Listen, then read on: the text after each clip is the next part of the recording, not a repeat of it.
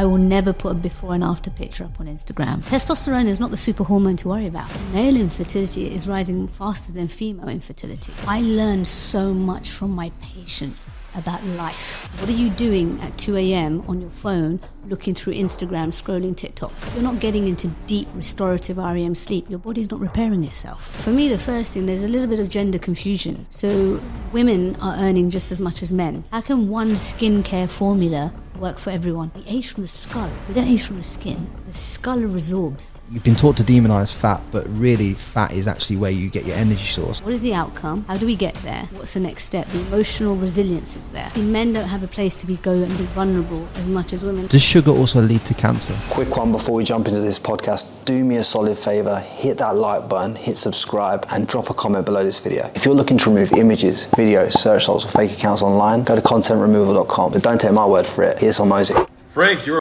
legend. I just saw this. Layla also thinks you're a legend, which in my mind means you're which means you're a double legend in my mind. If you get my wife to think you're a legend, then you're extra cool in my mind. Dude, thank you so much, genuinely. That was such a pain.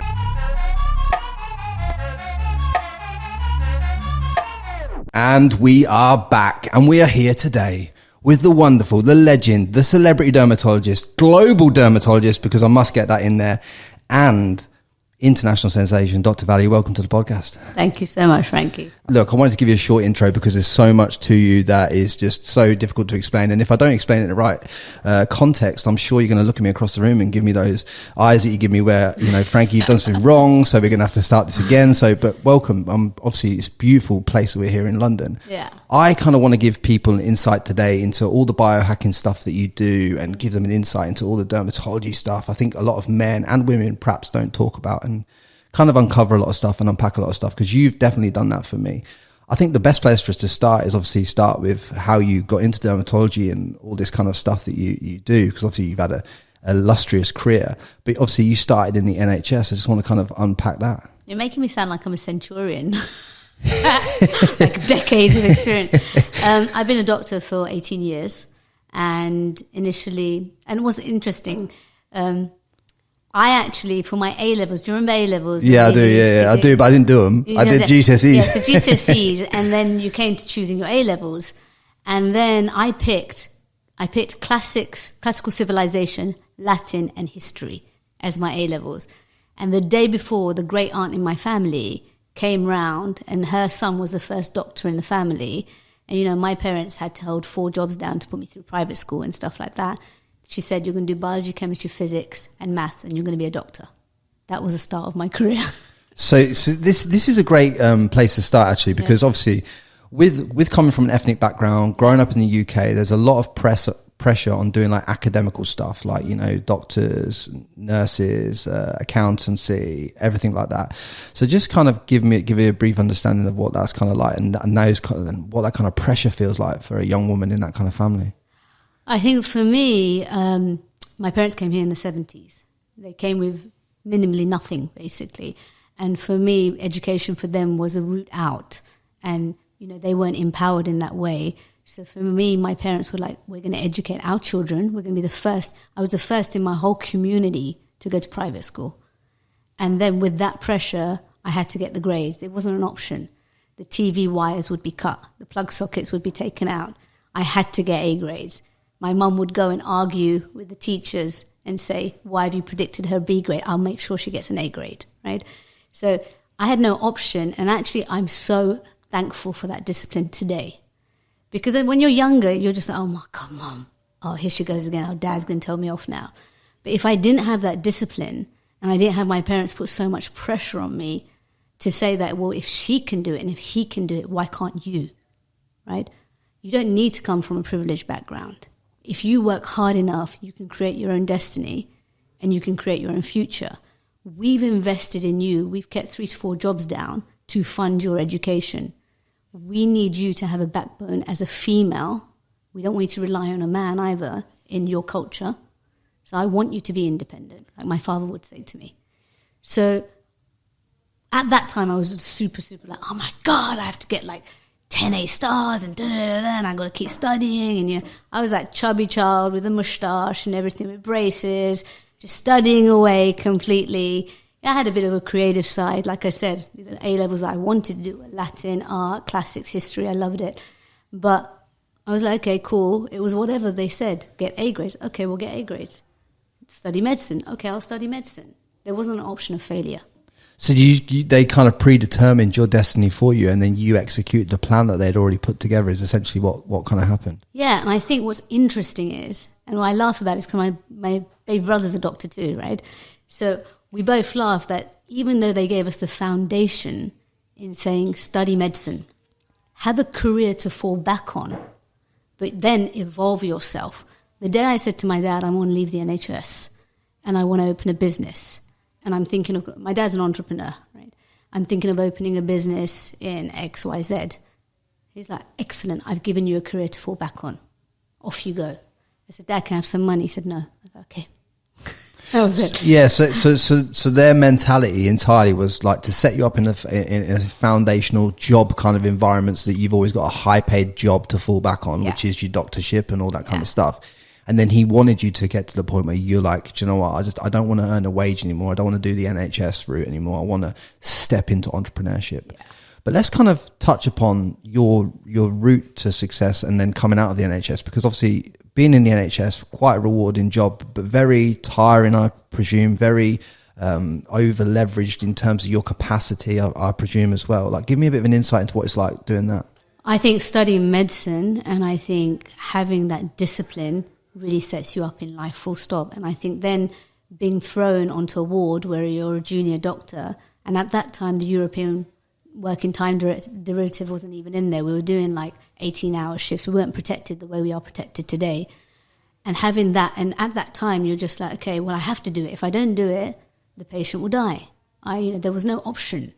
There was no fallback. It's laid on you. You had 18 patients on a ward and then another ward, and you were on call, and the on-call was overnight, and then the next day you're going and you had 7 working night shifts in a row, and you're on jet lag mode the whole time.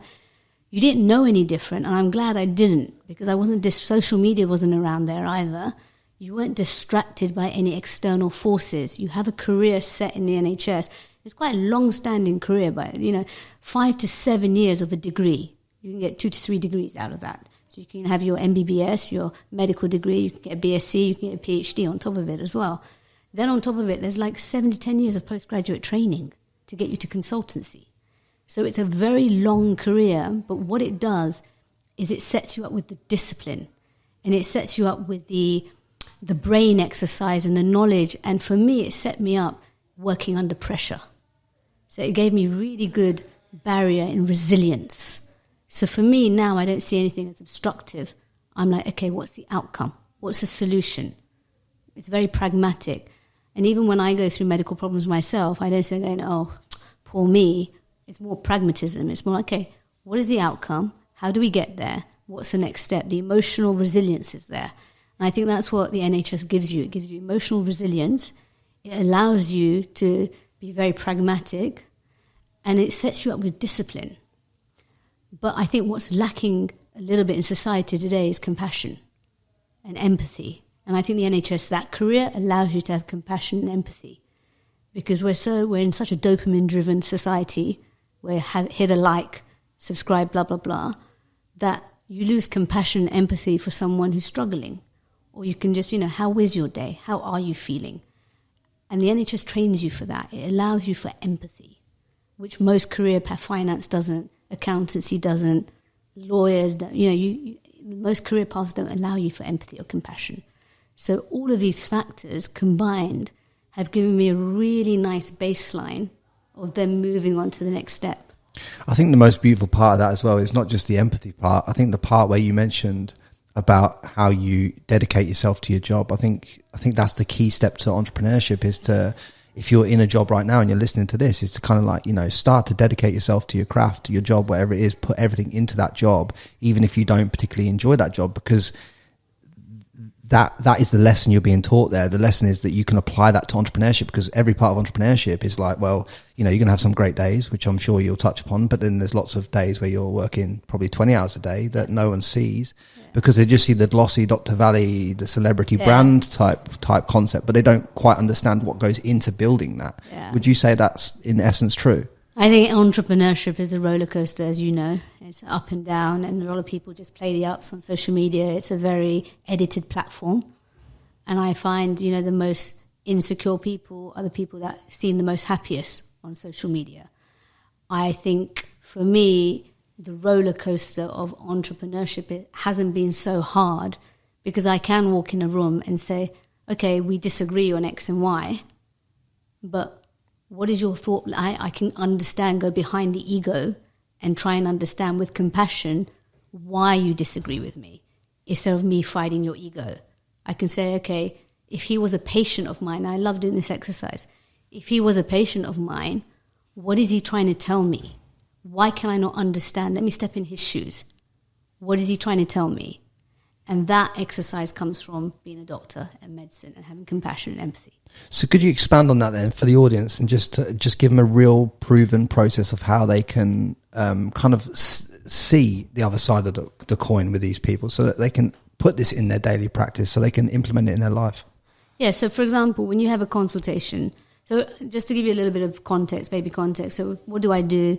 I'm a dermatologist and a biohacker, okay? So I thicken your hair, I give you makeup-free skin or perfect skin, no acne, no rosacea, no pigmentation. I contour your face, or I lift it, or whatever it is. I contour your body to suit your ethnicity, your heritage, your origin.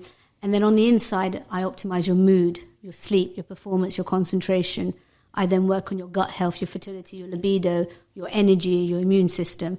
So we work in a 360 manner. But actually, we work on the inside first before we work on the outside. I spend about an hour and 15 minutes in a consultation trying to understand you and trying to understand what is your outputs, phase 1, phase 2, phase 3. Fine, you want to look fresh. I understand that. You don't want to have any more acne breakout. You want thick hair.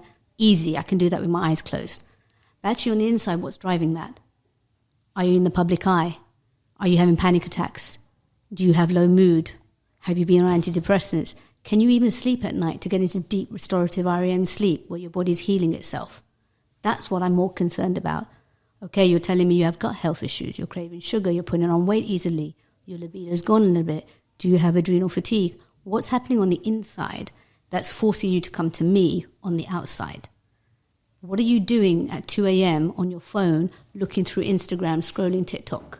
Comparing yourself to other people. Comparing yourself to the unobtainable, because these are all edited things. This is all a solicited channel that is not real life. And, where are these insecurities coming from? So let's work on that first before we work on the outside. Because whatever I do on the outside, I can do it like that. But if on the inside you're still having anxiety, and the phrase I use, there's no point me putting shit in your face if your cover is dirty, right? So in the same way in your body, I have to look at where is the anxiety coming from? Why aren't you sleeping? Why are you run down? What is wrong with your energy? You're 27 years old. Why do you have energy flux? Okay. And what's your key thing you finding that's coming from? I think it's different. So it depends what stage of life you're in. So I think whether you're male or female, I think there's so many things that contribute today. So for me, the first thing, there's a little bit of gender confusion. So women are earning just as much as men. So traditionally, men used to be hunter-gatherers, protector, providers, and now women, on an equal level are coming up to that, where a lot of female entrepreneurs are doing well. So firstly, men don't have a place to go and be vulnerable as much as women. And what's really funny is when you come for a consultation, a female patient will criticize herself. I don't even need to say anything. She literally will say, my hair, my face, my skin, my body, da-da-da-da, like literally lists things out. I've just given birth and I need to be this skinny. The amount of pressure a female puts on herself, whereas a man will just come in and be like, I don't know, I just need to look fresh. But am I safe to even talk to you about it? And then they will open up slowly because they don't have that place of vulnerability at all. So I feel like there's a difference happening because there's a little bit of confusion of where do we stand, because women are becoming a lot more empowered than they used to be. There's a cultural shift, there's an economic shift, and it's great. We're all evolving as humans should evolve, but then we also have to have empathy for each other whilst that's happening. We shouldn't be so demanding on you guys, and you guys shouldn't be so demanding on us either, if that makes sense. So what do you think then that men and women can do for each other in order to be more empathetic then? Like I said, it all comes down to compassion and understanding. Put yourself in their shoes, and understand where they come from, and rather than point. You know, they always say when you point one finger, 6 are pointing back at you. Well, I've got 3, so 3 are pointing back at you. So work on yourself first before you go and point a finger somewhere else. Yeah, and I think that's the first thing that's key. And you know, everyone always says communication is key, but tone of voice, the communication, the manner you're communicating with, your body language. Yeah, I'm just going to try and explain something to you. It's very intimidating to come and see a doctor, right? We've created a brand where you've got cartoon characters, you've got, you know, hip-hop and R&B playing, music playing, you know, super hip, super cool. You've got a mushroom biohacking bar, you've got a DJ booth in my other place. You know, we've created a brand like that because we're trying to take your defense away. But the first thing I actually do when I come in the room, I actually open up with my own vulnerability and my own, like, hey, superstar. So I've been a doctor for 18 years. I'm educated at UCLA, King's College London, board certified twice, multiple degrees. But most people don't care about my degrees. They're always just looking at my face of what I've had done or anything like that. They're judging me on the outside, right? And then I sit again, this is what I've been through in life. As soon as I tell them a little bit of my story, the vulnerability comes in the room because they're looking at me. Like you said, you know, it's all glossy on Instagram. It's all glossy in editorials. But as soon as my vulnerability comes in the room, you feel like, actually, she's human as well. And I learned, Frankie, the same way you learn from the people you interview. I learned so much from my patients about life. Like the life stories that I learn, you know. For me, I can go to my patients, like, for example, I'd be like, listen, I've gone through rounds of IVF. It's difficult. And Dr. Vali, I went through this. This is what my body went through. Okay, that makes sense. Or, you know, I'm recently married and this is the relationship, this is what's happening. Oh my God, yeah, wait till you get to this year, this stage. So it's a really nice place for you to get life lessons. I'm in a really privileged position to be able to obtain life advice like that. So what was one of these key vulnerabilities that kind of drove you to kind of want to set this up and help other people through their vulnerabilities? So initially, the NHS is great. It set me up. It gave me discipline. And then what I was doing, I was working 7 days a week. And so this is really funny. So I'm not super bright. I'm not bright at all. I am someone who has to study 18 hours a day. And I have to really, really study. And I've learned how to study well. I've learned how to train my brain properly. In terms of neurofeedback, in terms of activating my alpha waves and my beta waves, I've learned how to train my brain. So in the NHS, you get exams, you know, there's an appraisal system every year, you're doing extra degrees and stuff like that. So even for one of my exit exams, my consultancy exams, I've never been the peak. I've never been the top. I've always been cruise control.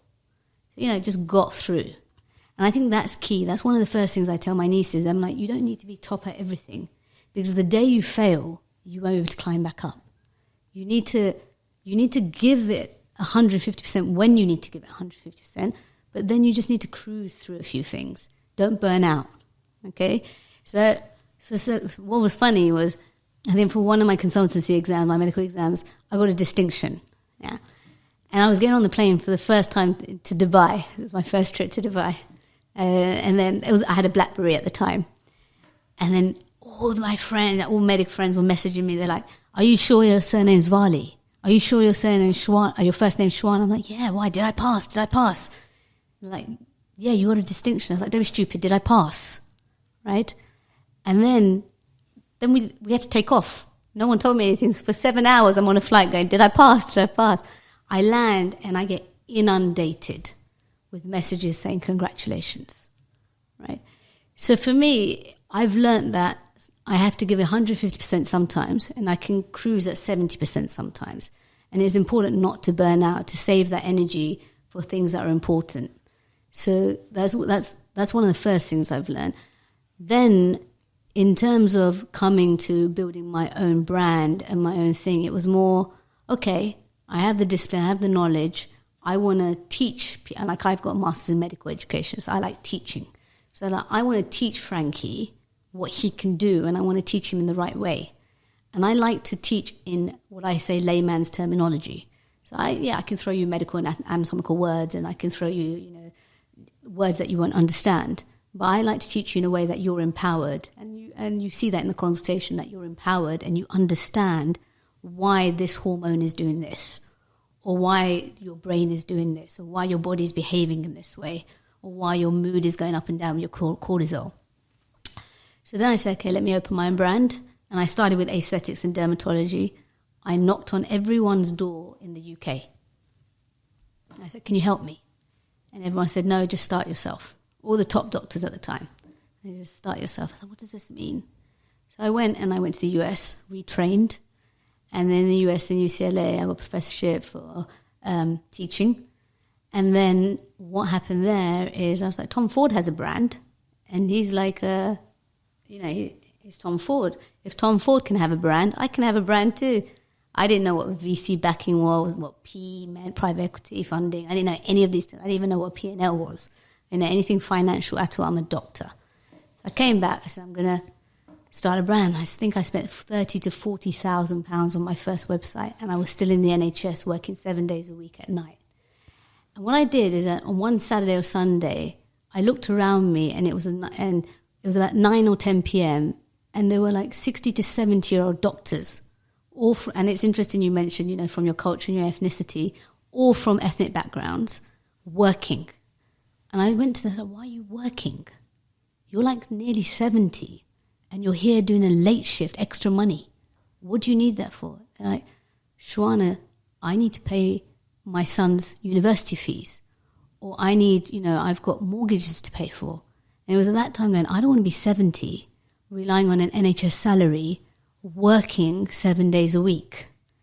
And that was the light bulb moment when I said, okay, I need to do a U-turn and figure another source of income.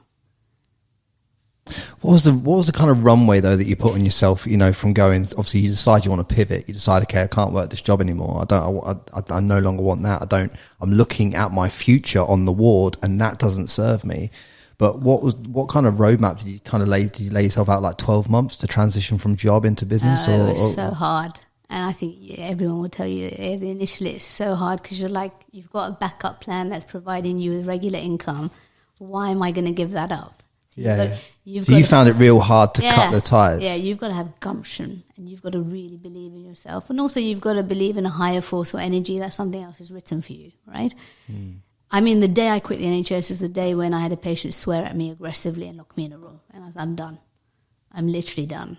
I was in my early 30s. I'm like, I am tired. I'm done. I refused to sign a sick note for them because they were well enough to work. And, I was just sworn out, shouted out, locked in a room, being abused. I was like, I'm not coming back to the NHS because no one really protects you because it's a massive organisation, right? I think now they've put a zero tolerance policy in, but when a patient locks you in the room, what can you do? But there was no runway. Anyone can make business plans, and everyone will tell you this, that, my business plan, year 1 projection, year 5 projection, then I'm going to sell it off, and then I'm going to IPO. I've learned, Frankie, in the last decade, that whatever I've said I'm going to do, I've gone and done the opposite. You evolve, you change, you adapt, you're resilient, you move where the environment moves. And you have to have that, otherwise it doesn't work. I think you also need to have the run of the cloth as well, in terms of like the way the world's moving at the time as well. Like you can set yourself out a goal for like, this is what I want to achieve in 5 years. Yeah. But does it really matter if you achieve it in 7, or you could achieve it in 3? Like, you don't have to.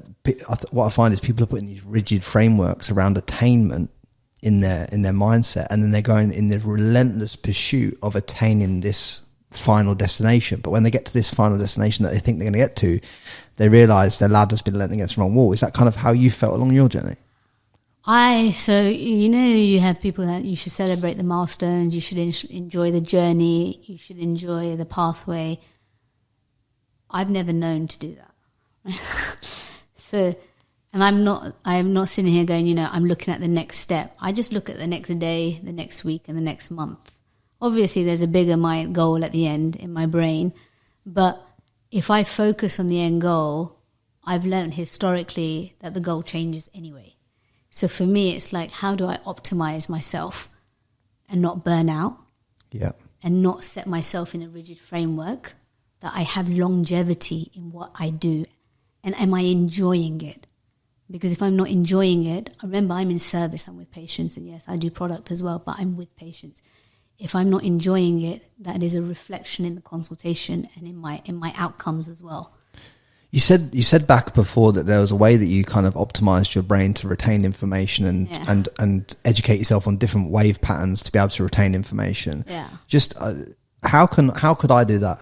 So I've had burnout twice in my career, and I think people openly talk about burnout now, or mental health and mental resilience. Prior to before it was like frowned upon, especially in the NHS. It's like, how can you have burnout? You're seeing patients, how dare you? So, and even like in finance, you can't have burnout, like that kind of thing. There's no such thing. But I think it's a lot more accepted now, especially post-COVID and the mental health crisis that we're having and the immune crisis that we had. So that's what biohacking is really good for, and it's going to become mainstream soon. So biohacking or optimal health, biohacking is when you use your cells to hack you, to give you an output that you want. So I'll give you an example. Pretend I'm male, and we both went to the GP. And you said, you know what, I'm not sleeping. I'm not sleeping. My mood is a little bit down. I'm irritated. My energy is low. I'm not feeling well. Can you just do a blood test? Can you just tell me if anything's wrong with my thyroid, my iron level, anything like that? The GP does a blood test, and the blood results come back, and they're normal for you and they're normal for me. But how is that possible? You're ethnically different to me. Your microbiome and your gut health is different to mine. Your diet is different. Your epigenetics and genetics are different. Your lifestyle is different to mine. Your hormonal profile is different to mine, right? How are we both sitting in the same bell curve or normal distribution for that blood test? And what is normal? Who predicted normal? Biohacking is optimal. So, for example, athletes will take their mitochondria, the energy factories, and they will use them at 140% efficiency, and the general public will use it at 60 to 70% efficiency. So that's biohacking. And you can see a lot of it's happening naturally. You see it on Instagram. People are sitting in ice baths. I don't know if you do. Yeah, I've done a fair few of them, yeah. Yeah, so people are sitting in ice baths. You've got cryo chambers. You've got hyperbaric chambers, okay? You've got people doing IVs, IV NAD. People are walking around with an Oura ring. They're measuring their quality of sleep. Is it in deep restorative REM sleep? Am I repairing my body, or am I in very light sleep? You've got Elon Musk coming out saying, I'm on Wegovy, Ozempic, 2 milligrams to hack my metabolism. I'm sleeping 4 hours a night, but I'm optimal.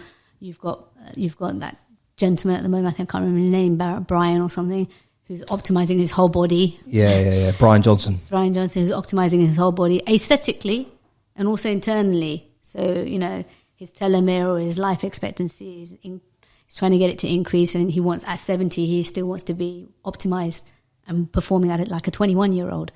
So I think this area of medicine or optimal health is going to be mainstream in about 5 to 7 years. And this is what we do. So we call it biohacking. And we say, okay, at home, you might have a gratitude journal. You might be meditating. You might be walking your 10,000 steps. You might have an Oura ring. You might be sitting in an ice bath. That's just general biohacking.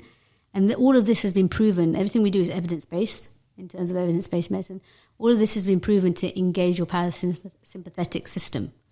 And then we've got moderate biohacking and advanced biohacking. Moderate biohacking, we can do infrared sauna. You're doing it in the gym, so you get muscle recovery, get the red light for your mood. You get your ATP, your mitochondria, using the ATP energy optimized as well. The inflammation goes down. You've got hyperbaric chamber. In the hyperbaric chamber, it's pumping high-pressured, pure oxygen. Normal oxygen is 21%. Pure oxygen at 90% plus, going into your microcirculation, your blood vessels, feeding the end organs much better. If you're feeding the end organs much better, then the output is better. You concentrate, you perform, you sleep, your energy, your body repairs. You've got IV laser, does the same. You've got IV ozone, which is dialysis of your blood. So it takes your blood, it takes the oxygen molecule, which is normally 2 oxygen.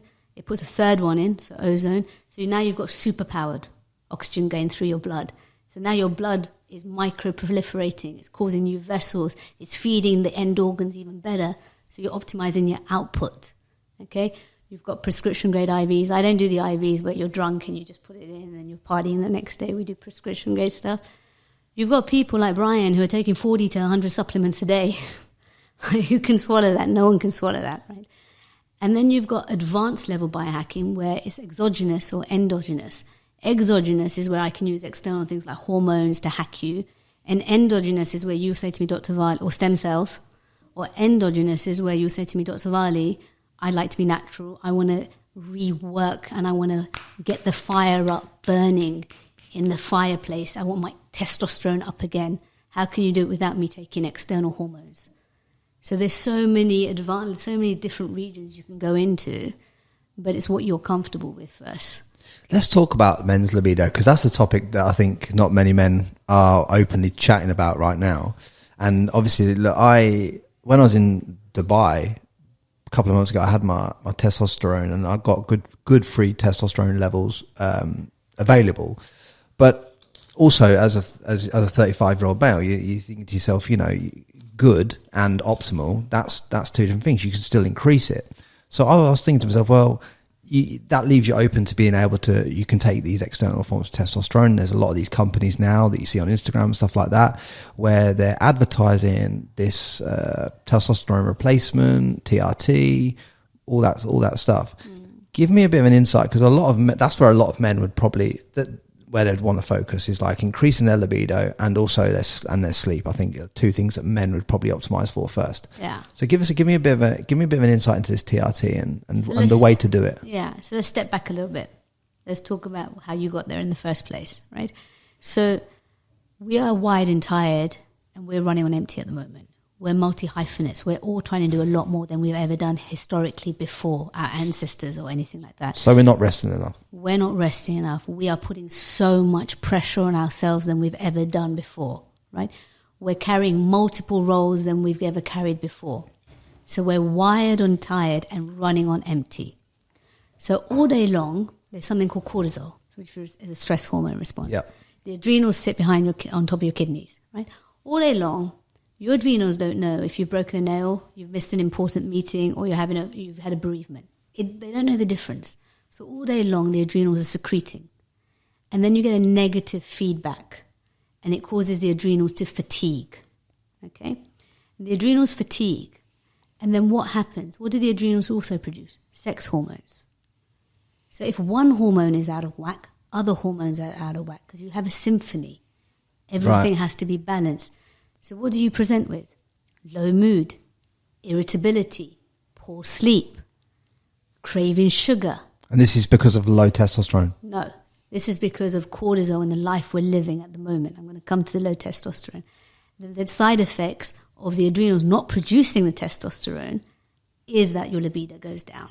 Because obviously you need the rest to be able to produce the testosterone, the free testosterone needed to give you the mood to enhance everything in your body, right? To repair yourself with growth hormone at night.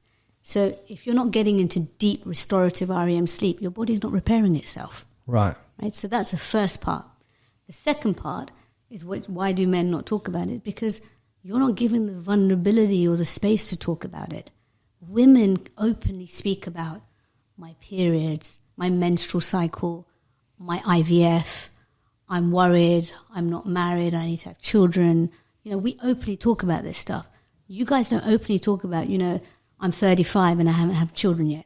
Do you think I'm going to have a problem? Because it's never said that the problem is the man. It's always presumed that the problem is the woman. That the problem is the woman. Right, that the infertility is in the woman. But actually, male infertility is on the rise at super speed level. Because environment, lifestyle, epigenetics, external things that you're taking, all the pressures that you've put on yourself. So actually, what you're finding in the fertility clinics is that male infertility is rising faster than female infertility. And that's why we say, when you come in for a consultation, we're like, have you had anything tested? Oh, no, I'll be fine, don't worry. It's a taboo for you guys. It's a taboo for you to even talk about that your libido is going down. When I've got that CEO of a hedge fund, and he was like, Dr. Vali, I can only have 3 to 4 hours sleep. I need to perform. The markets are open 24 hours a day. Okay, but at the moment, my wife thinks I'm having an affair. I'm exhausted. I'm running on empty. What can you do? I'm like, let's hack you. You need to perform at 140% of only 4 hours of sleep. Let's get you into deep restorative REM sleep. Is that even possible, though? It is possible. Really? Yeah. But it's exogenous and endogenous stuff. It's more advanced biohacking. But it's not supplementation or taking 15 supplements and going on a functional medicine route. It's not that. It's evidence-based medicine. Okay? So and then if I get your cortisol down, your sex hormones go up. So your libido comes back up. So take it a step back so that people can apply it right now. So if I said to you, okay, how can every man in this audience go and lower their cortisol so that their libido goes up, like in the simplest form possible? What would you say to them? So the low level biohacking that I talked about, what you can do at home. So get your parasympathetic system engaged. Meditation, exercise, your deep restorative sleep, take the blue light away, put the phone away, last meal before 7 p.m., your ice baths, because your ice baths literally activate your sympathetic systems. It wakes you up like this, right? So all the things that you can do at home yourself. Because your libido is also your drive for business, isn't it? It's also your drive for other things as well. Don't you agree? No. Really? Do you not think? Really? I think so. Yeah, I think it affects I think it affects way more areas than just the crudest part, which is obviously sexual in relationships. Yeah. I think you should drive as well as a man. Yeah, 100%. Yeah, I can't answer that because I'm not a man. but okay, so what does drive men then? Like what? So if it's, so I think it's performance. Obviously, not libido. I think it's performance overall. But if you got low test, yeah, you perform shit in the gym. No, low testosterone isn't associated with your performance at work. Hold on, yeah. I just want to get this clear, because I imagine that other people listening to this may be struggling on the same point, and I just want to clarify it for my own self. But I know if I've got higher test, I go to the boxing gym. Yeah. I'm more aggressive. I can perform. I can go longer rounds, and I just know that in my life. If my test is flying and I'm energized and I'm not eating stuff that brings, like, if I'm not eating soy and all that crap that brings your test down and all that rubbish, promotes estrogen. Yeah, promotes estrogen, all that stuff. If I've done everything right, I go to the gym. I'm flying. Yeah. If I'm flying in the gym, I go to my work or my business or this and the other, and I'm performing now. Yeah. So I think So I just want to say to you, I think it has a massive effect, testosterone levels, on your business as a man. But if you're taking exogenous testosterone... I wasn't. No, but if you're taking exogenous... You mentioned the supplements. If you're taking exogenous testosterone that's unmonitored, you've taken a supplement with other filler, unnatural things in it, because most supplements have unnatural things in it, right? Yeah. And you're taking exogenous supplements. Remember what I said about the symphony? When one hormone is out of whack, it affects other hormones. Right. So what is the problem then with raising your test too high for a man? Yeah. It can have detrimental side effects. You can lose your hair, right? There are other things that can happen. It can actually, so in fertility, if you think taking testosterone supplementation will improve your fertility, you're actually wrong. It can reduce your sperm count. So that's why I'm saying there's a negative feedback in hormonal control. Like I said about cortisol, if it's too high, it causes a negative feedback and suppression. And what you end up doing is you end up closing down your own endogenous supply, your own natural supply. Yeah, because I've had friends that have come off this. Remember the anger as well. I've had friends that have not measured the way that you're saying, and they've increased their test too much. Yeah. They've got the anger issues, they've got this, they're flying in other areas of life. They've got everything. But then it puts everything else out of whack, which means that because you've now got too much test in your system, you cannot concentrate, you cannot sit down because you're thinking about other external stuff, and now you're not performing in business. So there is a positive. So how can a man and how can they get the balance then? But testosterone is not the super hormone to worry about. So what is? Growth hormone. Okay. Growth hormone is like the coke, the crack of the biohacking world. It's illegal to take. You've got people taking it off the street and injecting themselves so they're pumping up. But growth hormone is the elixir of youth. At night, it's actually growth hormone that repairs your body. So if a man, testosterone. So if a man was going to take anything, then he should be taking growth hormone. I'm not going to be an advocate of that. I'm not saying that. But if we're reading between the lines, what you're saying is that that's a better option for a man to explore. You're not recommending it, obviously. No. What I'm saying is don't explore external, exogenous supplementation without understanding what's happening internally to your hormones first. Get your baseline tested. Then work with a physician or a practitioner that wants to move the marker to a safe area for you. Yeah. So let's go back to biohacking, right? Where we said the normal blood tests. Why do we both lie in the same blood test if I'm male and you're male, right? Now I'm saying, okay, let's do personalized medicine. Let's measure 650 to 850 inflammatory biomarkers associated with your end organ. You've got yours. I've got mine specific to my ethnicity. Right, okay. My epigenetics, my microbiome, my DNA, my hormone profile. And then here's my bell curve. And then I'm saying, okay, you're in the normal range for this inflammatory marker associated with your brain pathway over here. But we don't want you to be normal. We want you to be optimal. We want you to work at 140%. How far away from a normal marker on a scale is optimal in your estimation? I think we should... Percentage-wise, on the markers. So I said it to you before. Athletes use their energy factories, their mitochondria, at 140% efficiency. We use it at 60 to 70.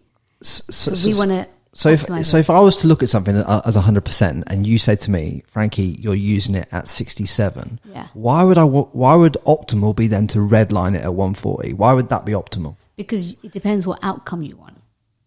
So if you want your mood to... So it depends. You'll say to me, Dr. Vali, so when we take your history, you'll be like, my mood, I get irritated easily. It's up and down. I have anxiety. Yeah. Right? I'm not sleeping. When I do sleep, it's light sleep. It's 3 to 4 hours. Okay. And my libido's down. Those are the 3 markers I want to work on. I say, okay, this is the normal range for you. Let's get you to optimal. Because what's traditional medicine? Traditional medicine is curative. Here's a problem. Let's try and cure it. What's preventative medicine? What's biohacking? What's optimal health? Forget that we don't even want the problem. We don't even want to get there. Let's figure out how to never get there. So when you're looking at, when you've tested someone's blood and oxygen levels and all this other stuff that you probably test and run through, when you've done that whole suite of protocol and you're asking them how many hours sleep you've had and what you're doing here and what's your libido like and all this stuff, when you've got that big picture, you then work backwards from that big picture and just say, okay, right, these are the areas we're going to shift, because you can predict off that picture, I presume, what health problems that person potentially can have because you're getting ahead of the bell curve. Is that correct? Yes. Yeah, okay. But also I work with you because you might like being irritated because it makes you perform better, right? So does that make sense? Yeah. So I'll ask you, which factors do you want to work on? Which 3 factors do you want to work on? Because, again, it's personalized medicine. I'm not going to presume and say work on these 5 modalities of mood, energy, blah, blah, blah. You might say, actually, I like being irritated because it really drives me and I perform much better when I'm irritated. See, one of the things that I've worked on removing, even just in the last 20 days, and I've done this a couple of times before, but this time it's a definite decision that it's never going to happen again in my life. Yeah.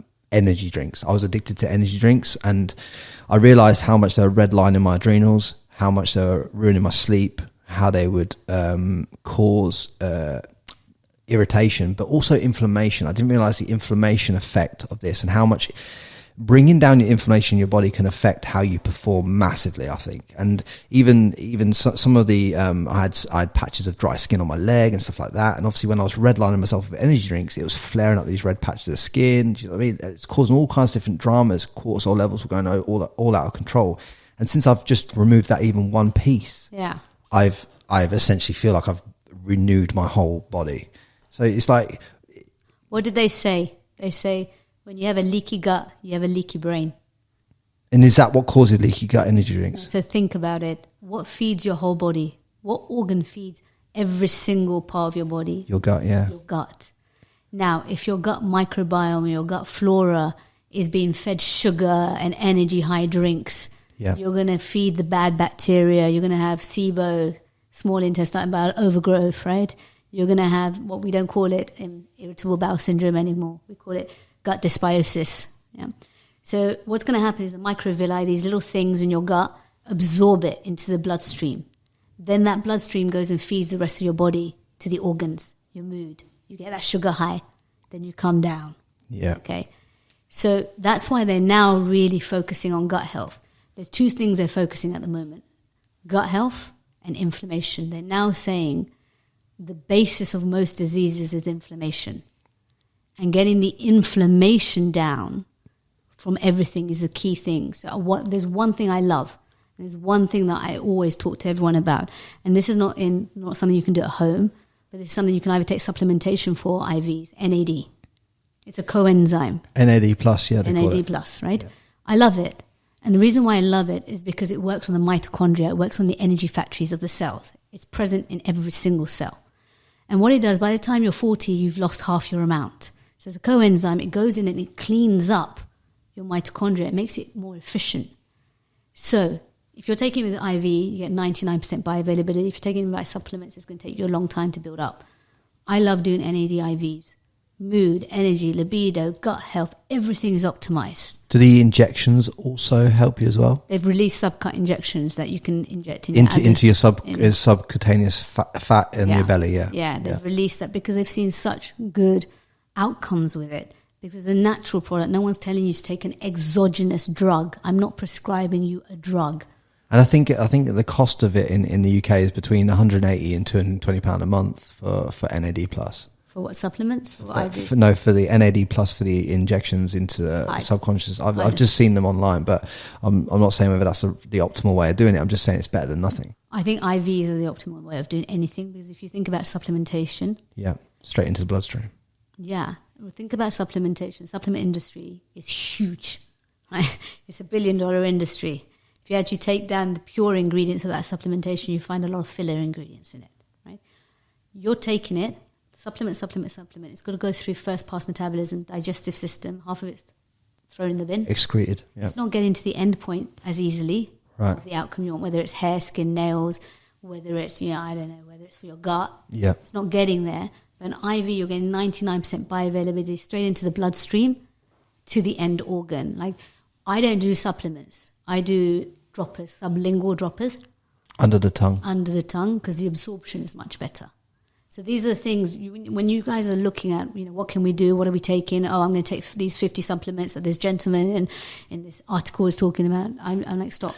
So all the like chewable vitamin C's, all the tablets, all that kind of stuff is not the right bioavailable products to be able to do the outcome that you're trying to achieve. So essentially what you're doing then is wasting money. And I love it. This is where I laugh, because I say everything is about using your cells to fix you. Fundamentally, go back to the basics. What is the best AI technology we have right now? The human body. It is phenomenal. It's not ChatGPT. It's not Midjourney. It's none of that. The human body is phenomenal. Look at the brain. Look at the neuronal pathways. Look at how we repair ourselves. I say if you're going to do anything, use your cells to fix you. Make sure you optimize yourself. Stop taking these external things. That's why I said when we talked about the external testosterone, I said be careful. Yeah. So for me, getting bioavailability is key. How much of the end product, in terms of like the hair supplements, how much of it is actually going to the hair follicle? Yeah. Because it's got to go into your stomach, and then it's got to be filtered through the stomach. It's got to get rid of the filler and the coagulants and everything else that's put with that, and then that tiny piece that, if they said there's 500 milligrams on a tablet, when it's been sat there for a while, that can degrade, and then by the time it gets into your stomach and you're trying to process it through your bloodstream, you probably only get 10 milligrams of the 500 milligrams.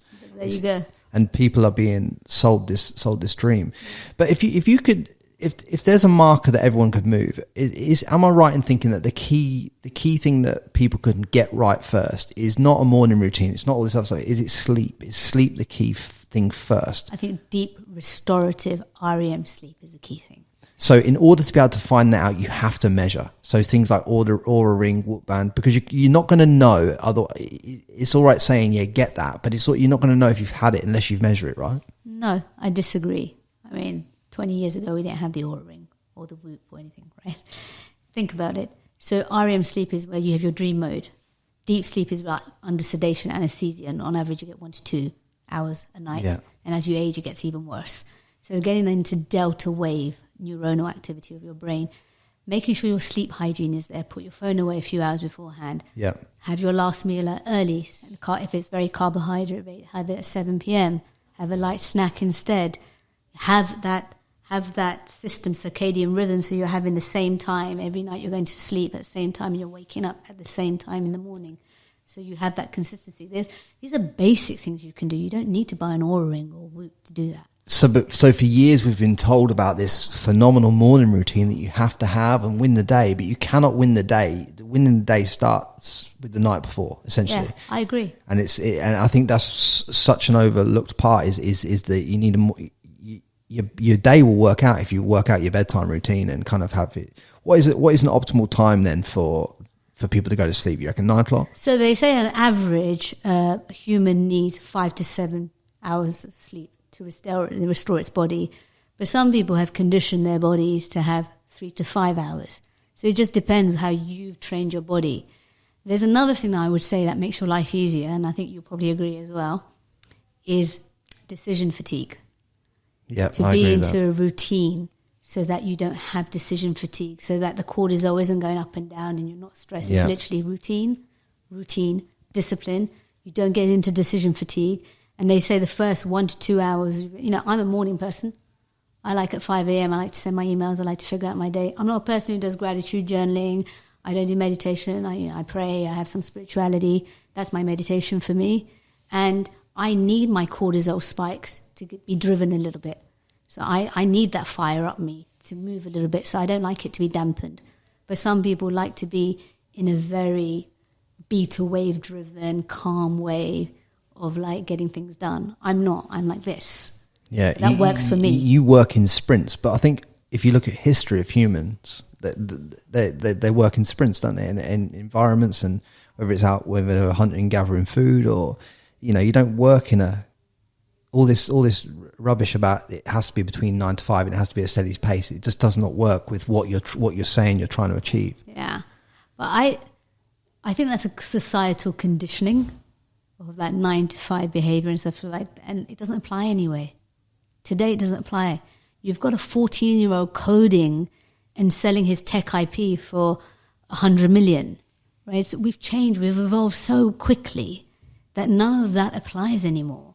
The only thing we're finding a lot more commonly now is burnout, mental health crisis, feeling overwhelmed, wired and tired, running on empty. And then now you're going to laugh. We're externally criticizing ourselves as well, right? Yeah, but and we will talk about this further along. But obviously, people are juicing themselves up on the external to fix what they really should be addressed on the internal first. Like in terms of get your sleep right, check your markers, see where you are, see how your adrenals are. Are you redlining yourself? You know what I mean? If you're going to be, when you talk about wired and tired, and then people go get fillered faces to overcome the bags under their eyes, when they could have just literally set themselves a bedtime and not got the same result, but in terms of like dramatically reduce the inflammation in their body to be able to overcome it. Right? Am I right in thinking that? A little bit. There's a lot in that. I'm just trying to. No, I get it. I understand. This is why we approach you in a 360 manner. So if we don't fix the inside, how can we fix the outside? This is why I say that. Yeah.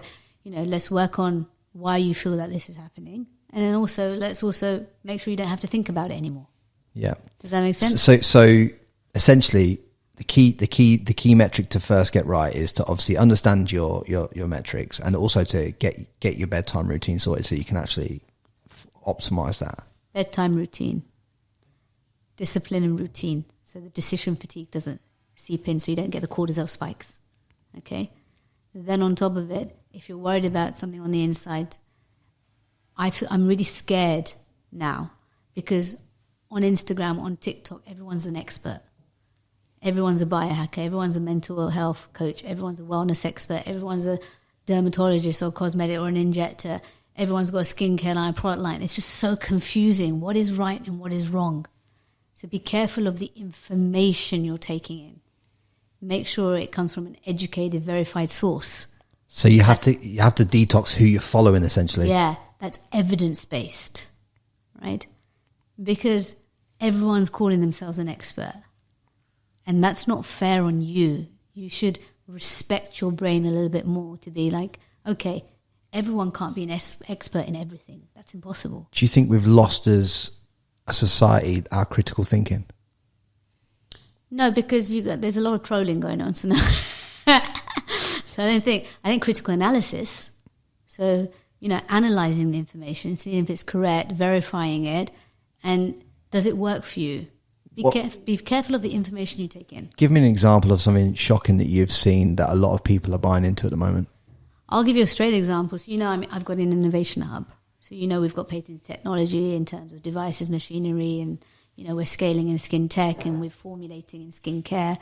Fundamentally, where there's 8 billion people in the world, how can one skincare formula work for everyone? How can one brand work for everyone? That doesn't even make sense. But marketing is a key driver, right? Hyaluronic acid, a serum. Everyone talks about, hyaluronic acid, the super holy grail. It doesn't even penetrate past the beauty layer of the skin. What? So how many layers deep is the beauty layer? The beauty layer is on top, the epidermis. Right. Then you've got the dermis. And then part of the dermis, there's a medical layer called the reticular dermis. Which is layer 3, yeah? Which is in the dermis, basically. Right. And it's this layer that heals you from the inside out. Remember we talked about inflammation. Remember we talked about fixing your cells from the inside out. So you need products then that go to that layer. Exactly. This is a high five for that. Exactly. I'm a man that's trying to understand this and trying to unpack this for a lot of other men that listen to this podcast, because I want everyone that listens to this to be able to step away from this today and get a little bit more optimal in their life so they can perform better in their entrepreneurial journey or whether they want to perform in their sport or their high level job. I want them to be able to get off here today and do that. I would say if you are looking at anything, look at where the end product gets to and how much of the concentration of it, supplements, skincare, blah, blah, blah, how much of the concentration actually gets to the end point. And if someone's showing you a cartoon character of cells drawn and stuff like that, but they haven't shown you real pathology under a microscope, then run. What you've just said there is the most profound bit of this podcast for me, because I've realized that everything that you take or everything that you consume, you could think to yourself, does this nourish the end point and does this fulfill my end goal with what this is actually meant to do? And then you can actually make a decision whether you put that in your body or not. Yeah. Just predicated on the simplest assessment. And I guarantee that 80% of the stuff that we all consume would all be taken out if we actually looked at it from that perspective. But look at what they say. When they say, I want to get an 8-pack, I want to get a 2-pack, I need to lose 7 kilograms. Should I get a gastric bypass? Should I get liposuction? Should I go on Ozempic? Should I go on Saxenda, Manjaro, blah, blah, should I hack my metabolism? What's the quick fix? There is no quick fix, because whatever you do on your body internally will have an external or internal effect later on somewhere else. So I can get liposuction for free. I know everyone, right? But I refuse to have liposuction because you're born with a certain number of fat cells. If I take 100% of fat cells away from a certain area of the body, remember you've been on Miami Beach, Dubai Beach, Monaco, Saint-Tropez, you see all these flat stomachs, but then you see upper back fat or double chin or fat arms or thick waist, and you're like, feminine, male, what's going on? Or man boobs, right? You're like, what's going on?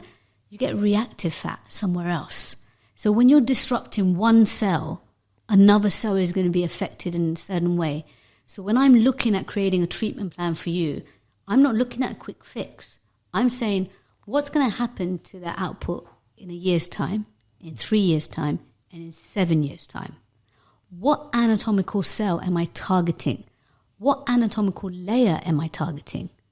What is the endpoint and what's the evidence behind it? Yeah.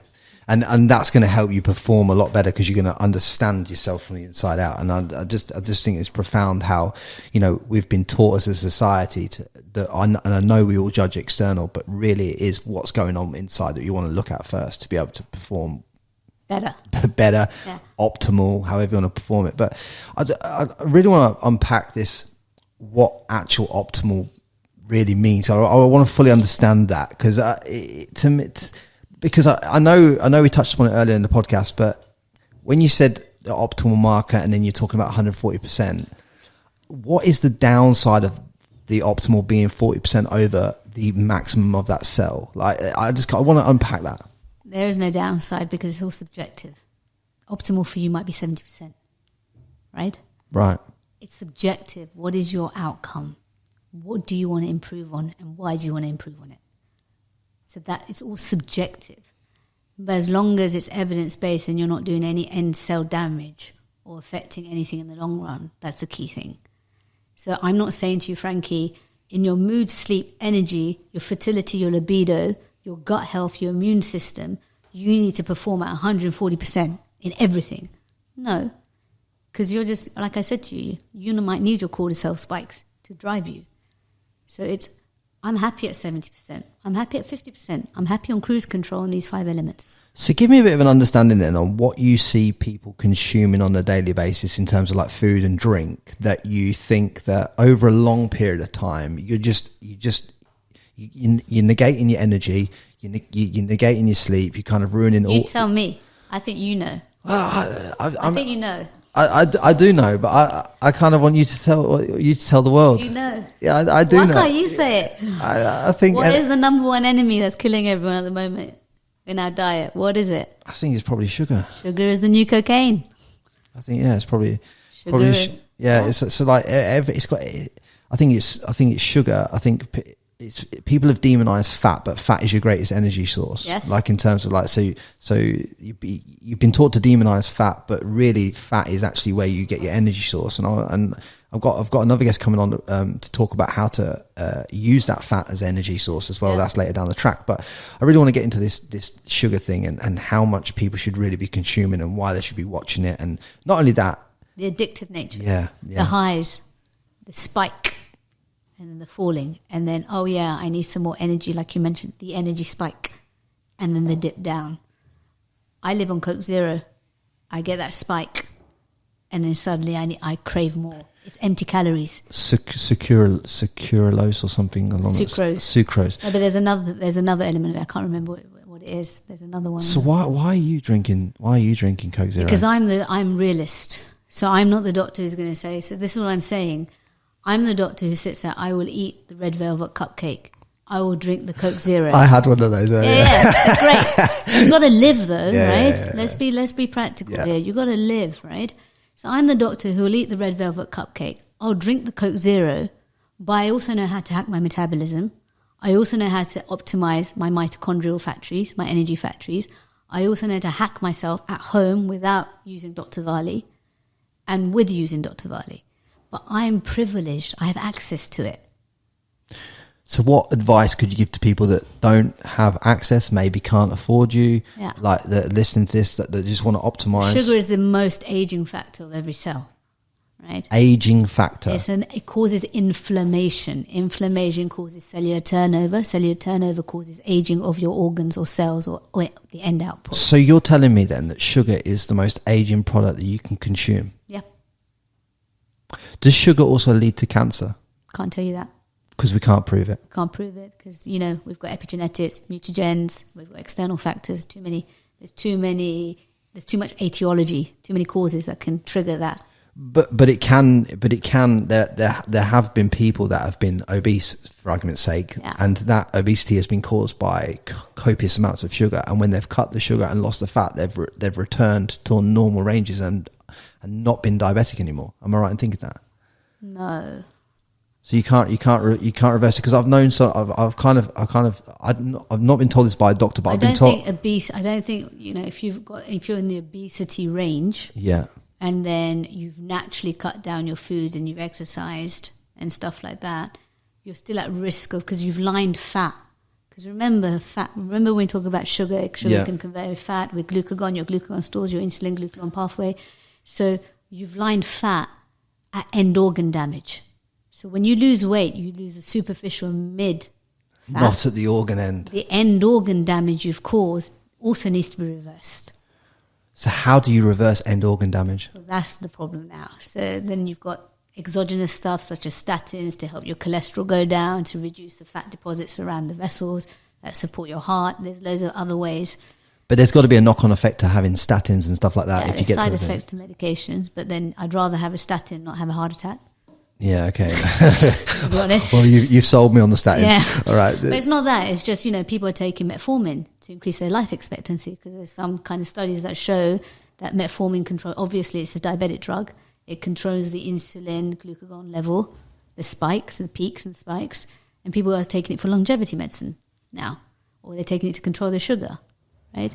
So you've got medications that are being used for disease control, and you've got the same medication that's being used for health optimization.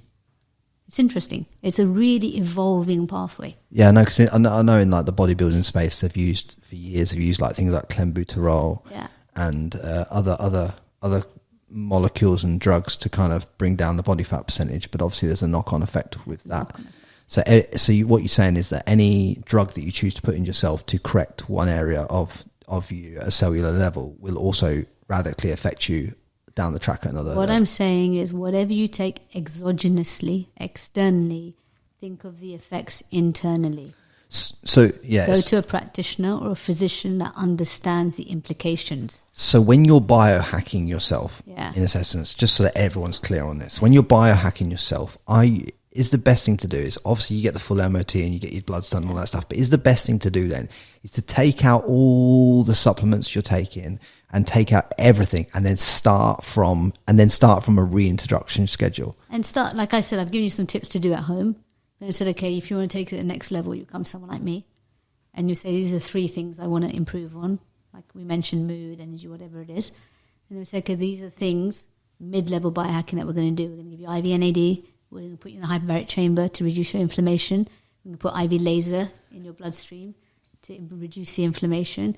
And then we're going to give you supplementation, but with bioavailability, should we need to. Let's see how that works. And we're going to use markers, and we're going to see if the markers are moved. And you're going to tell me, because think about it, you've gone to your doctor a few times, right? But your blood results are always normal, but you still feel like crap. Like, how is that possible? Yeah, because essentially. So a clinician has to evaluate the objectivity, the objective markers. Well, one thing, as well as subjectivity. One key thing that a doctor isn't doing, like a doctor, an NHS doctor or a doctor that you go see, they're not asking you what your goal is. Yeah. So how do they know if you're normal or not? Because they're not asking you what you actually got. Normal in the range of, okay, normal in terms of like, can I walk out the door and not have a heart attack in 100 meters? Yeah, okay, that's normal. Yeah. But like in terms of like the doctor that you go and see in that kind of environment, he never says to you, how all these questions like, how do you want to sleep? How do you want to this? They don't ask you those questions. They just want to get you in and out the door. Frankie, why would they? Look at our system. It's traditional medicine. It's preventative medicine. It's curative medicine. It's not optimal health.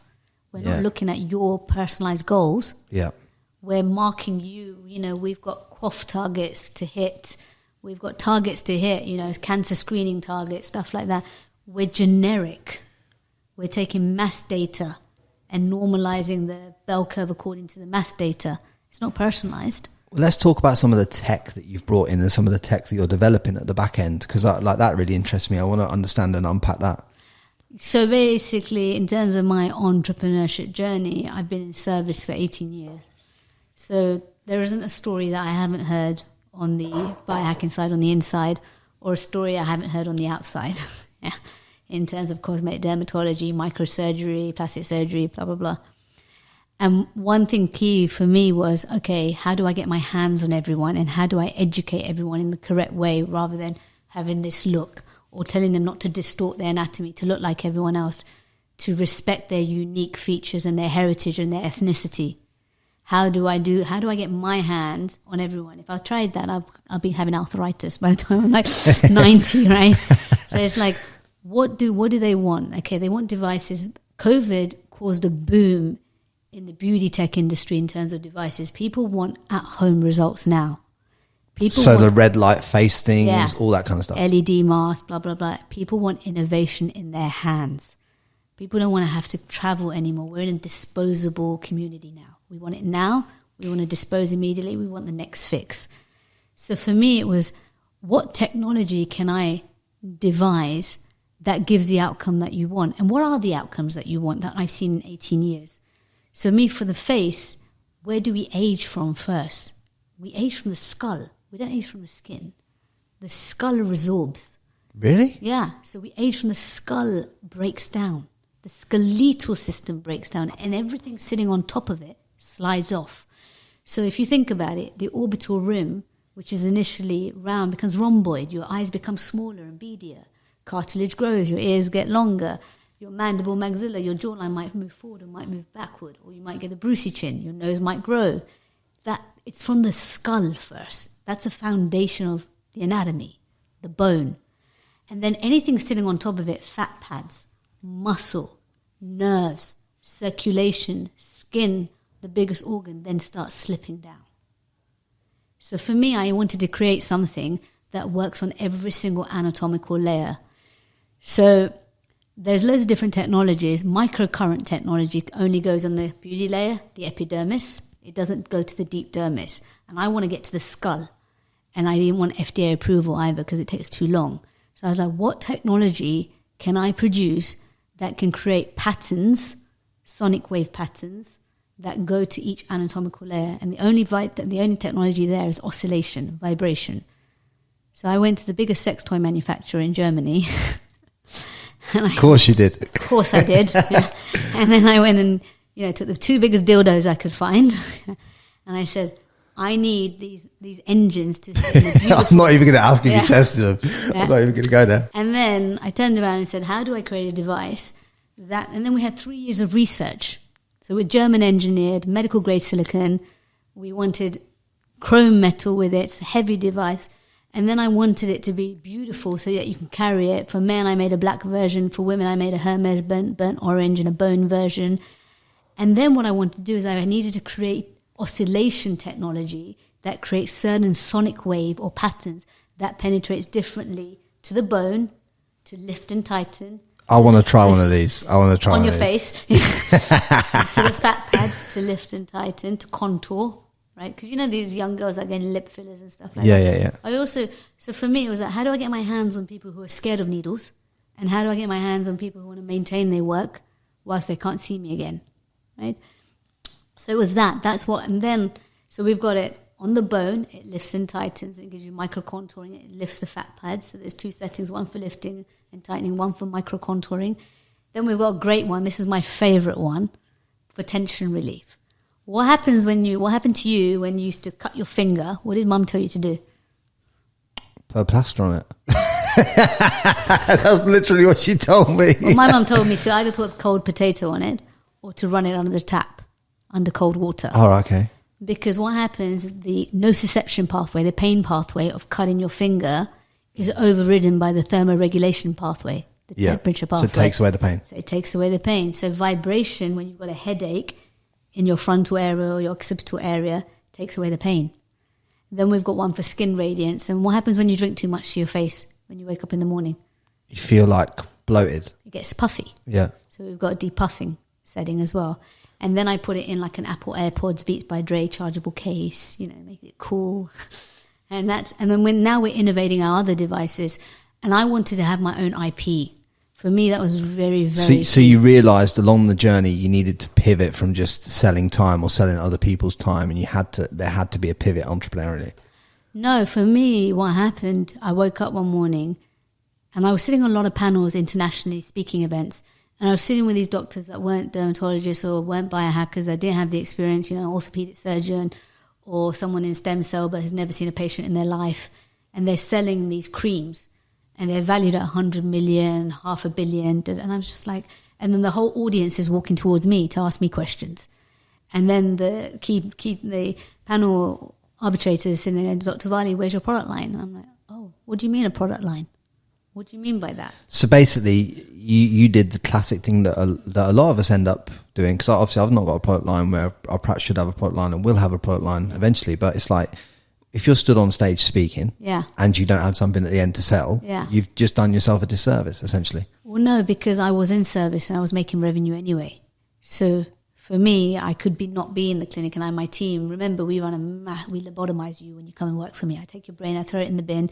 It takes me 6 months to a year to train you, right? So we lobotomize you, and when you're part of my team, you're literally a mini me. So we really, really train you well. So for me, it wasn't that. For me, it was actually, I don't believe what this person's saying to you. You're not going to get the result. If you've got inflammatory acne, why are they selling you a product that's not going to work? It's marketing.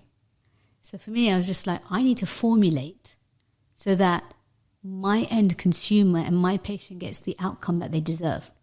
So I'll give you an example.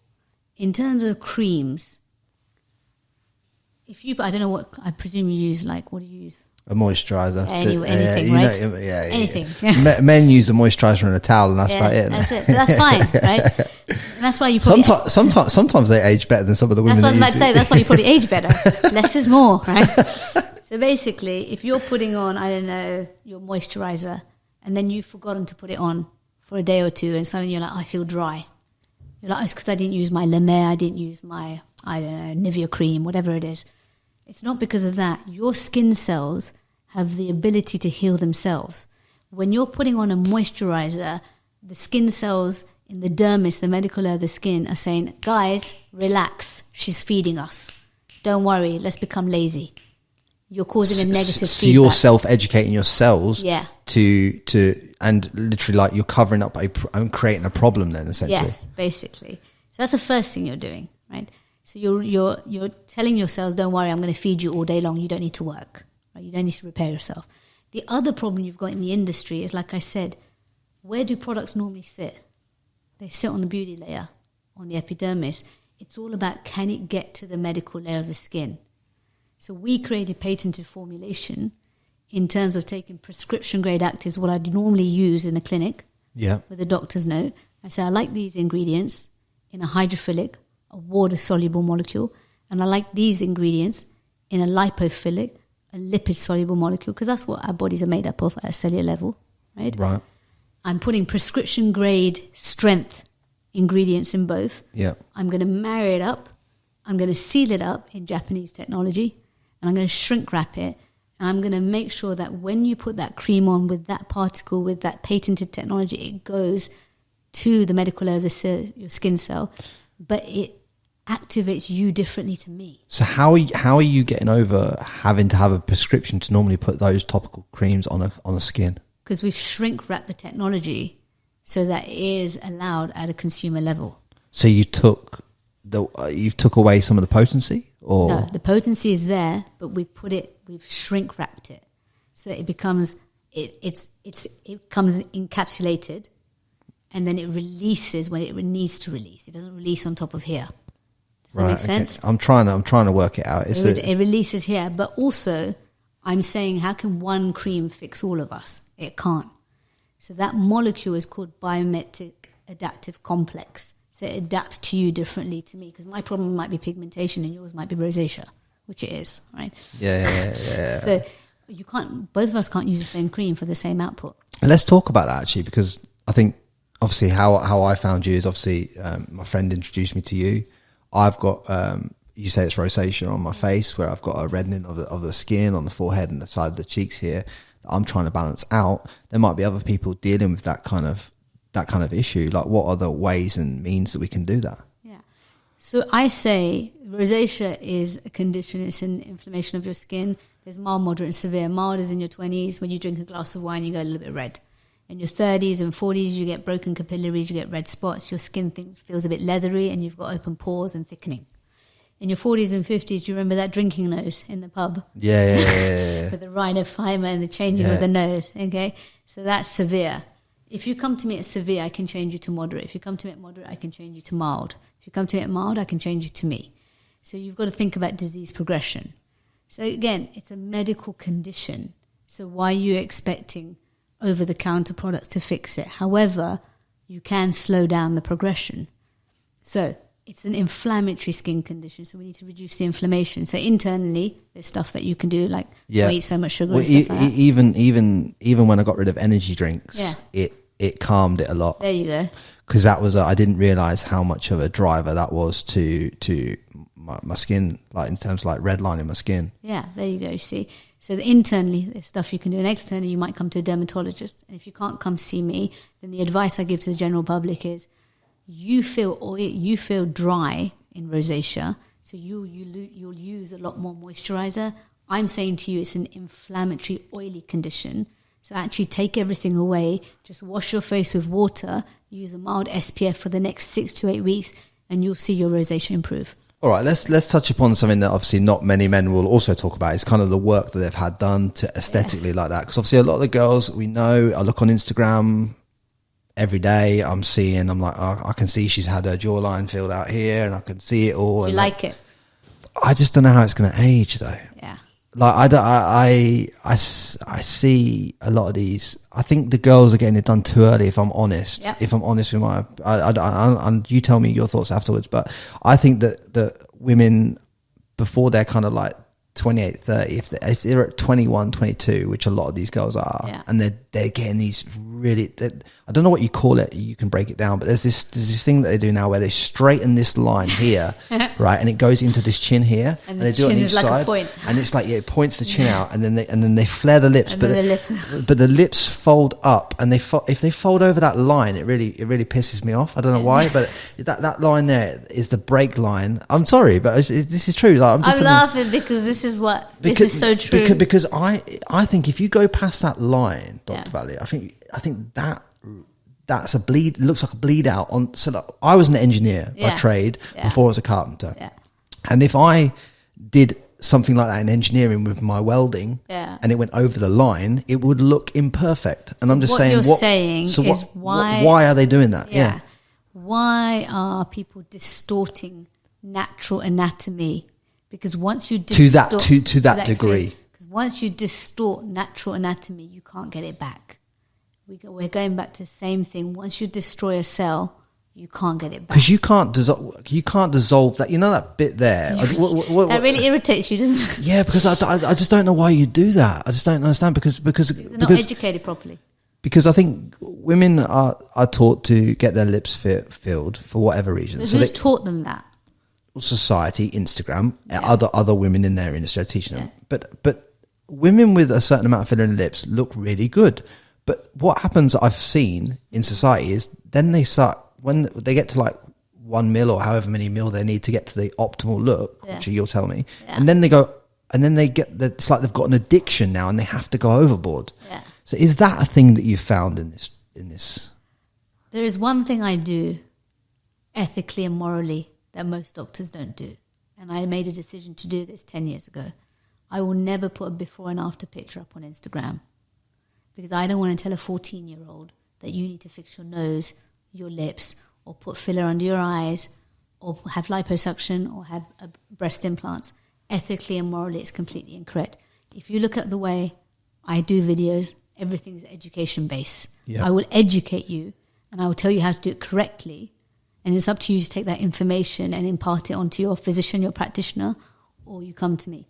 Now, in terms of face, the reason why they're doing this and this is because they haven't been educated properly, either by their practitioner or physician or doctor, or no one's actually taken autonomy or responsibility for them.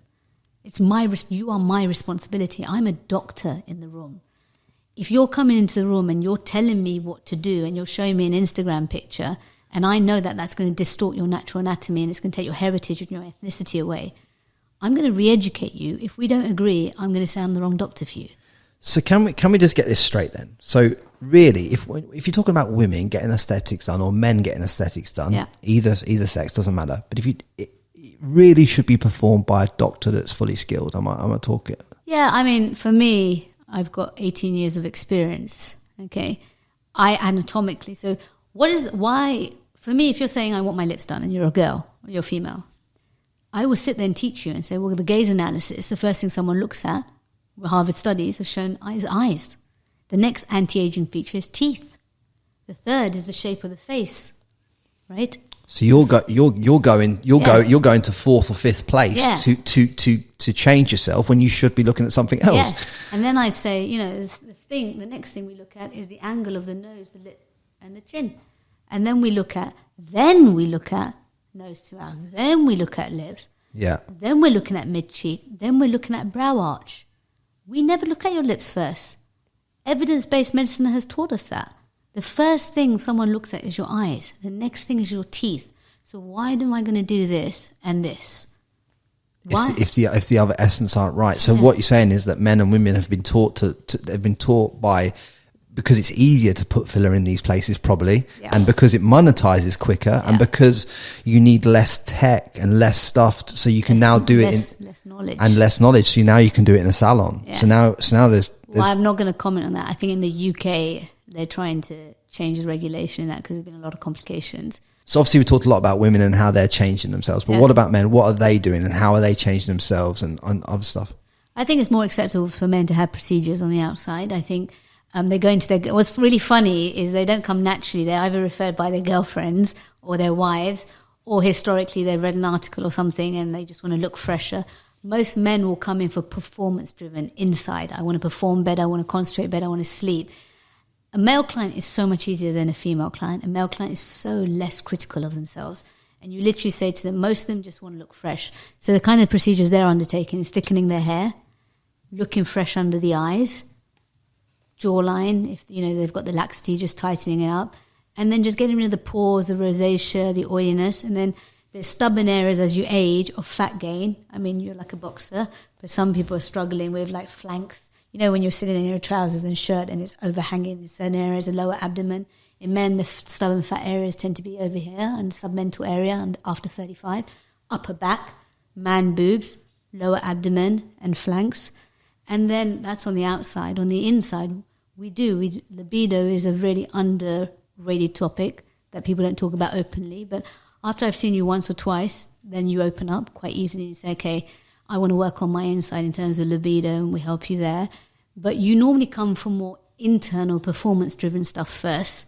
Sleep, mood, energy, immune system. And then you're like, actually, I don't mind looking fresh. And what's great about men is they literally, you're very compliant. So if I say this is all you need, you're like, cool, not a problem. Whereas women are so taught in society to be so hypercritical of themselves. That's why you're getting that distortion effect. Whereas you guys are confident because you guys value yourself on the performance outcomes that you produce in society. Protector, provider, that kind of roles. Women, historically, have been valued on aesthetics. And that's the disparity between the two, which is now slowly crossing over. Well, the reason I ask you and the reason why I want to distill your knowledge on this podcast is because obviously you've looked after people in Hollywood, people in Bollywood, royal families, other stuff like that. So you're working at that level of the elite system. So you're at the elite tier of the game where you can distill knowledge that people that even if they cannot come to you to get it done, at least they can ask the right questions and be able to put themselves in a position where they go, well, hang on a minute, you're telling me to get my lips done, but have you seen that I've got bags under my eyes, or my sleep's not optimal, or everything else? It's like, and this is the key, right? Exactly. So what it is fundamentally we have to undertake that consultation process. And then we have to create that phased approach, and we have to re-educate you. Exactly. First thing is eyes, next thing is teeth, third thing is shape of face. But even before I even go there, Frankie, I always say, and this is a funny quip I use, is why would I put shit in your face if your cover is dirty? Forget fillers and all that. Let's give you the perfect canvas. Let's give you rosacea-free skin. Then maybe you're not going to look at your jawline or your chin or worry about the size of your nose. If I've given you acne-free skin, pigment-free skin, maybe you don't need to wear 10 layers of makeup with eyelash extensions and stuff like that. Maybe you'll be so happy just to wake up in the morning, put some blusher on and go. Or maybe as a man, you'll be like, you know what, I don't have the pores and the oiliness. That's enough for me. I'm good. I'm good to go. I'm not sweating as much anymore. Yeah, no, I like it. I think I just want people to be more comfortable that listen to this within themselves and actually have the right knowledge to be able to go and implement the stuff, because I think that's essentially why. And I think you developing the tech so that people can do it at home and all that kind of stuff pushes people further. It pushes the boundaries. But I think we keep saying women come in for the lips and the cheeks and stuff like that. But what about men? Yeah. Women are now, you don't see an unattractive person anymore, right? Because there's so much access. Not in this salon. Yeah. No, it's not a salon. Experiential centre. No, it's not a salon. Yeah. I was just testing you. Yeah. Right. But actually, there's more pressure on men than there's ever been before. For you to keep your jobs, you need to look fresh. For you to be that, for you to maintain your CEO position at 60 years old, you need to look fresh. You can't look tired. You need to perform better. So actually there's pressure on men as well as women. And yes, women are more aesthetically critical, but I have a rule that I don't treat you on the same day, because I want you to think about what I've said internally and come back to me and see if you agree. And if we don't agree, you can take my treatment plan and you can give it to another practitioner, physician or doctor. So for me, I need to empower you with knowledge first so that you can tell 10 other friends that actually don't inject in the corners of your mouth because it distorts your anatomy. You'll never get it back again. Don't widen your jawline, because on Instagram it might look nice, but in real life your face looks wide.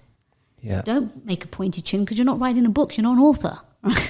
Like, it's crazy, and it's my job as a doctor to educate you. It's not your fault. For me, it's the practitioner, the physician, and it's that person who should be telling you no. It's not actually your fault. You've come in and you've seen something, and I'm sitting there going, well, actually, your best feature are your eyes, and your best feature is your bone structure, so why do you need this? Yeah, I think getting the right structure around what gets done first if you're going to start doing things is kind of a key, and the only way to do that is to get an assessment. Look, not everyone that listens to this is going to be able to get access to you or someone like you, but are there some key questions that they should ask these practitioners that they go and see that you can give them on this podcast, so that when they do go and see any practitioner that isn't you, that they've got the right question to ask? Firstly, is word of mouth referral is key. So, if you've seen a friend's work and you like it, that referral is key because you've seen the work. Secondly, qualifications. What qualifications do you have? How many years have you been practicing as a dermatologist? We do facelifts, thread lifts, all of that kind of stuff. How many years have you been practicing? What are the after effects? What happens to that area afterwards in 1 year, in 3 years, and in 7 years? So how does it age? Yeah. Where does it go? How do you metabolize it? Is it there permanently? What brand do you use?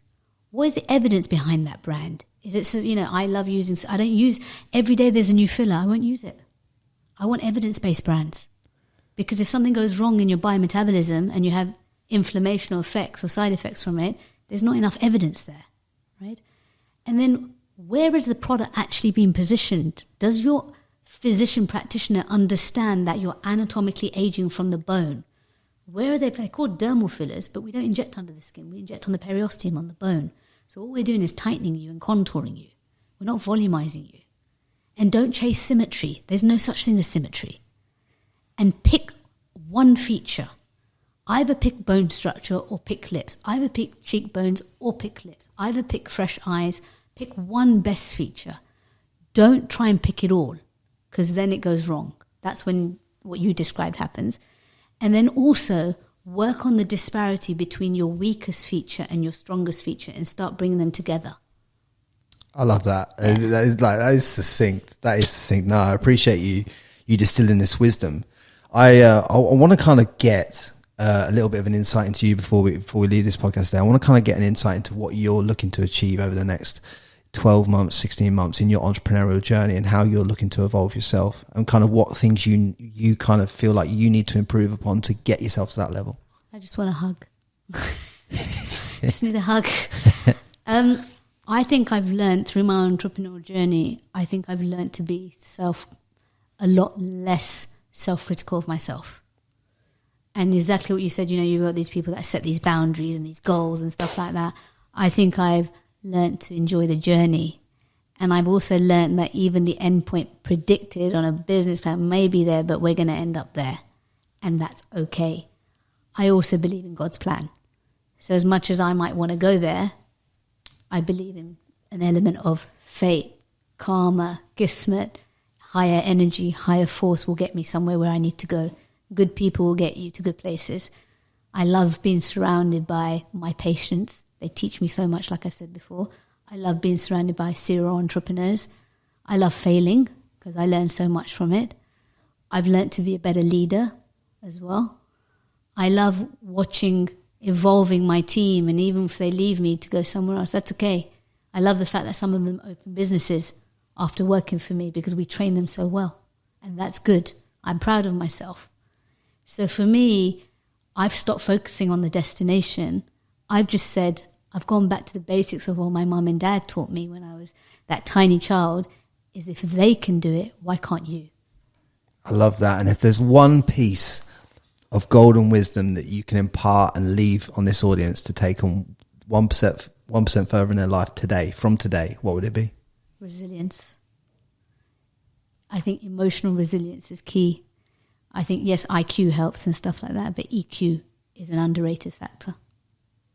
And there you have it, guys. That is Dr. Vali. And thank you so much for coming on here and distilling that wisdom and imparting all that knowledge on how to hack your body, get better information for a start, and analyze themselves and see where they're at more. And it's so much in that. I want you to listen to that podcast twice, guys, because I think there's so much in that, especially if you're thinking about going and getting any procedures done. Before you do that, have a look at what's going inside your body, see if it can be biohacked. And then when you're talking about the features that you want to improve, actually ask yourself, is that the main feature that needs improving before we start? You know, I think that's kind of what I've picked up from this episode. And I hope you guys loved it. Hit that like, hit subscribe, leave us a review on Apple and all that, and Spotify. Much love, and thank you again for coming on here. Guys, do me a solid favor, drop a comment below this video and let us know who you want on the podcast next.